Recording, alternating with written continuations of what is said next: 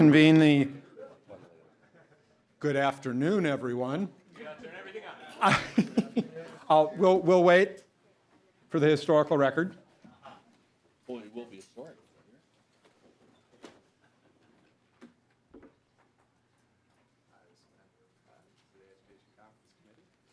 Got the red phone. The red phone. All right, it gets smart right there. Good afternoon. I'm reconvening the Education Omnibus Finance Conference Committee for May 20th. Senator, we're coming forward with two dimensions of a proposal here. The House believes strongly that the learning environment for students and the people who are in that learning environment are critical to their students' success and well-being. And so we want to begin with a series of high priority House policy provisions. And for that, I'll defer to Chair Joachim to walk through these briefly, please. All right. You need the microphone. So quickly you see on the bullet point sheet, and I'm just going to give a high-level view because we have gone through and done the side-by-sides. Senator Nelson. Mr. Chair, we don't have the, here they There it come. is. But I just have to understand that in our remaining time before this finance bill has to be buttoned up, you want to talk about pure policy positions? There's important policy, but you want to do that instead of coming to agreement on finance positions? Is that, or maybe I misunderstood what you said. Can you kind of? As they say in the theater Yep. center, yes and. Because the learning environments for students and who's in those learning environments are priorities for the House. With that, because of our limited time, Representative Joachim, you're working off the upper left-hand corner House office offer. Policy provisions 5/2019 at 4 p.m. Yes, thank you, sir, and I'll Thank you. quickly go Briefly. over this. We already have done the side-by-sides. The first 5 bullet points was what I mentioned earlier, where they're all the teacher of color provisions that are just policy, or if you look at Article 3, Section 52, that is the teacher mentorship and retention policy that goes along with our earlier budget proposal, which will be on our next sheet as well. When you look under health and safety, we've talked about the radon testing language. Very important to keep our kids safe in school. Also, the respectful meal language that we've had lots of discussion, and I know we have similar language on that, so I'm sure we could find something in between. The other one is removing the repeal of the School Safety Technical Assistance Center. And then if you go under the language that says tiered licensing, you have Tier 1 being able to join a bargaining unit that had been left off when we structured the tiered licensing system, and after the most recent court case, I think it just makes sense to at least give them the same ability as other teachers. And then the next bullet point is allowing teachers, requiring teachers to actually take some sort. It could be a portfolio process, it could be an alternative pathway process, it could be grow your own, or it could be a traditional pathway process to go from Tier 2 to Tier 3 teaching. Under the other teaching programs, we have requiring, and we feel strongly about this, to put this into statute. Currently, it's just in rule, I believe, from PALSB to make sure our Tier 3 and 4 teachers have cultural competency classes to be able to renew their license. The next one is another PALSB provision where they're asking, and this one just makes sense. I think we could agree on this. If there is a state-approved teacher prep program that we don't have here in this state, let's say teaching for sign language or something that's in a bordering state, that PALSB would recognize that, but they need some language to do that, so they could take a teacher prep program from another state. They've also asked, because of the workload, to add 2 more members to their board, because they're finding that it's very hard for them to get through the workload, and we want to be able to be very efficient in expediting those licenses for teachers, especially the ones we're trying to recruit from other states. The next one is clarifying teacher experience for those 2 board members, because we've had definitions around who's been there already. And then under the student discipline, we had started to have a pretty good discussion, and we had the Department of Human Rights come in and walk through the non-exclusionary discipline language that was in the governor's bill and in our bill.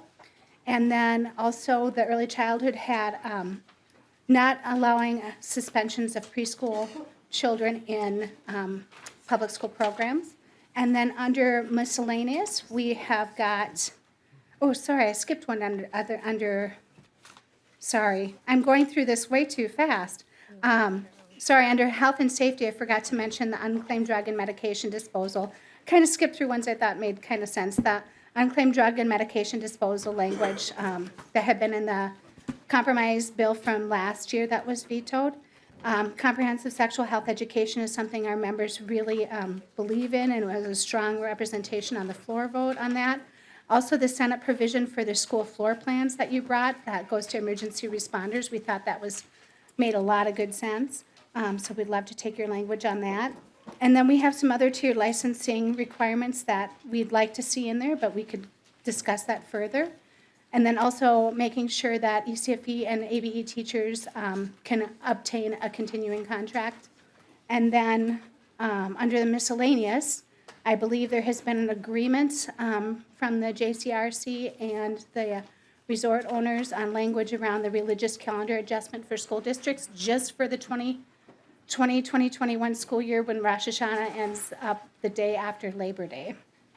And it's very narrowly crafted, and we have that language for people to look at. Also, the foster care provisions that requires student placement within 7 school days. We also have language that you had in your bill that we had missed in ours that we thought was a great idea, the 45-day window of time for referendum renewals, that the notification to make sure folks are notified before early voting starts. And then also the referendum renewal by school board, that was in the House language and the governor's language. And I stand for questions, or we should probably go right to the budget I proposal. think we should. Thank you very much, Chair Youakim. While Chair Youakim was walking through the priority policy provisions because of the House's priority of welcoming, affirming, and successful environments for all of our students, members were distributed our latest financial offer to the Senate. We pick up several Senate positions. We maintain some of ours. You'll recognize some of these, Madam Chair. Line 8, the formula increase as previous, and the voluntary pre-kindergarten, wanting to maintain the opportunity in those programs. We like multiple pathways to post-secondary, and so we're maintaining the certificate incentive grant program, canceling it for this, and then reappropriating those monies. Eliminating the off-grade testing on line 37 as previously. Line 39, continuing the tribal contract schools for those Minnesota students. You'll see that we accept your cancellation of the rural CTE consortium grants, as well as your cancellation of the singing-based pilot program, Starbase, and the vision therapy pilot program. We, again, as part of our valuing multiple paths to post-secondary for students, wish to continue the Northwest Regional Partnership for that important training for teachers to bring them in line with the Higher Learning Commission's requirements for teaching dual enrollment courses. Similarly, the statewide concurrent enrollment teacher training program is important for those reasons. We continue to see prioritizing moving more towards more of the people in the front of the classroom looking like the students in the classroom, so we continue our priority of recruiting and retaining quality teachers of color and American Indian teachers. Special education, we continue with a priority on freezing the special education cross subsidies to support all of our students.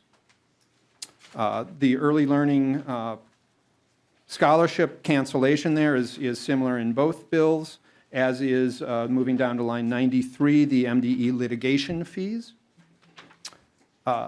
We continue with the MDE operating adjustment. We believe that the department plays an important role in supporting schools as well as implementing the directives of the legislature in their regulatory role. And in order to do that, they need an operating adjustment. We continue to support the operating adjustment for the Perpich Center so that they can provide both the experience for resident students and commuter students, but also the arts education support that they do statewide. We think it is time, moving down to line 98, to retire the 1970s mainframe at the Minnesota Department of Education before it retires itself.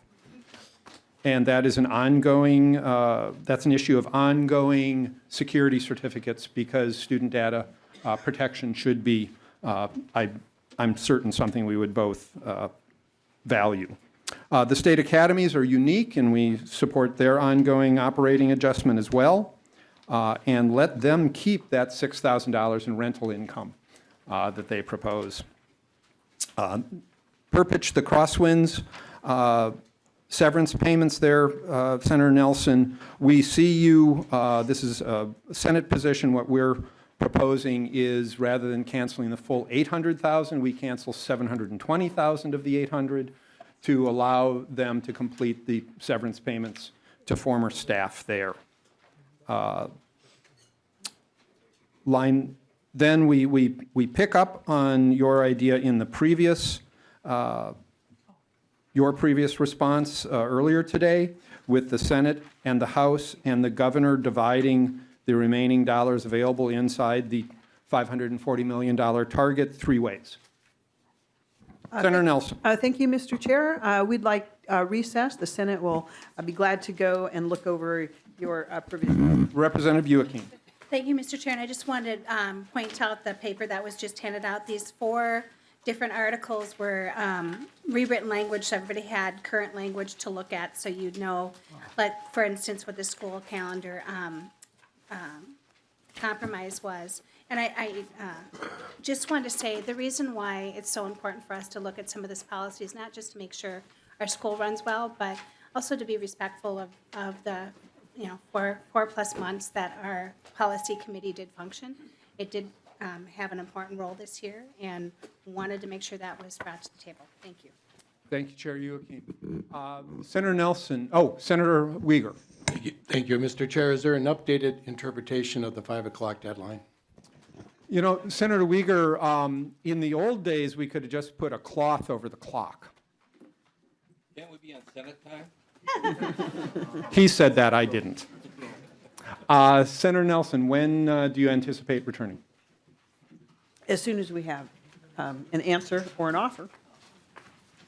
So Guideline as to when that might be, so we can inform the public? Do they get to go out to dinner? Do they have to do a drive-through? And Can it how be a long- sit-down place? Yeah. And how long can we continue? I mean, we're, 10 minutes to 5. We don't know exactly when we'll get looped in. Let me just. I think everybody should go have supper. All right. Okay. We are in recess to the call of the chair. Keep an eye on your emails. Thank you all very much. Thank you, Senator Nelson.